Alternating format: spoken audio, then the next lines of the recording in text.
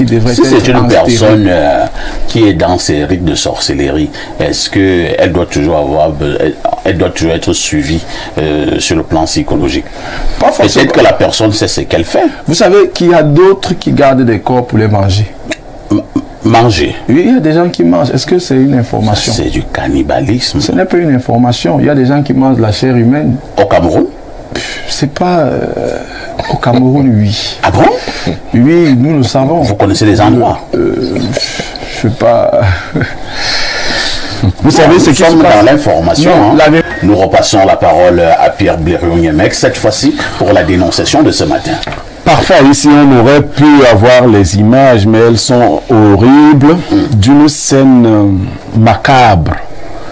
Il s'agit d'une dame d'un certain âge, à peu près la cinquantaine, chez qui on a retrouvé 2 corps. Vous qui condamniez maintenant le fait qu'on ait directement enterré le colonel, elle garde depuis des années des corps des personnes décédées dans sa famille. 2 corps? Oui, d'abord sa grande sœur qui est décédée, elle a gardé le corps depuis des années. C'est le fils de la grande sœur qui viendra découvrir que le corps de sa mère est gardé dans la maison. Depuis pratiquement 2016. Oui, elle y a mis des oignons tout autour et fait des prières et des choses comme ça. Il y a un deuxième corps qui lui est plus récent, qu'elle garde toujours dans le même domicile. Bon, on ne sait pas si c'est le fait de certaines croyances religieuses, mystiques ou autres, ou simplement le fait donc de voir le corps pendant longtemps. Nous avons pensé. Et elle ne serait pas la seule. Parce que ça, c'est un cas parmi tant d'autres que nous avons déjà dénoncé. Il y a des pasteurs, entre guillemets, qui refusent de se séparer de certains corps pour lesquels ils prient depuis la mort de ces derniers, pour que le miracle de la résurrection s'accomplisse sur ces corps-là. Nous voulons dénoncer ce genre de phénomène.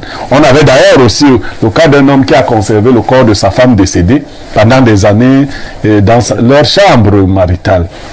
Donc, alors, je comprends pas.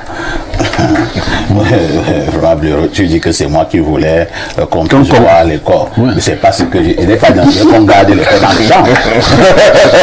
Et qu'on garde les corps parce qu'il y a des gens qui, des gens qui ne veulent pas se séparer des morts.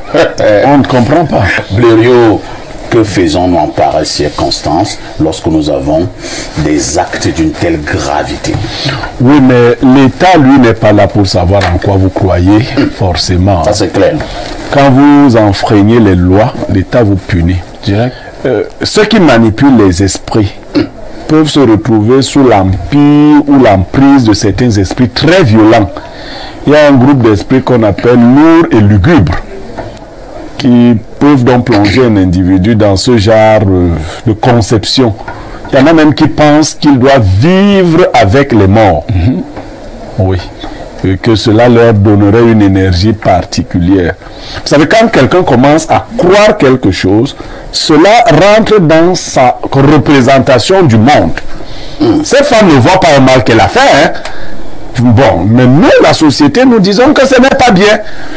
Et nous devons prendre des précautions.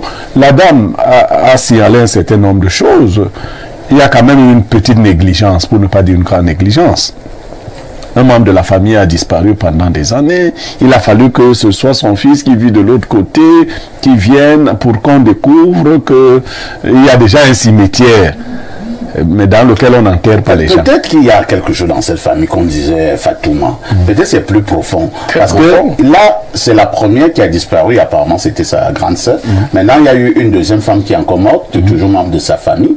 Là, elle a aussi gardé le corps dans sa maison pendant soit près de 2 semaines. Et aucune famille ne s'inquiète. Aucun membre de la famille. Pourquoi les membres de la famille ne s'inquiètent pas? Apparemment, on aurait même dissuadé, le fils aurait découvert il y a 1 an et on a dissuadé le fils de dénoncer. Voilà.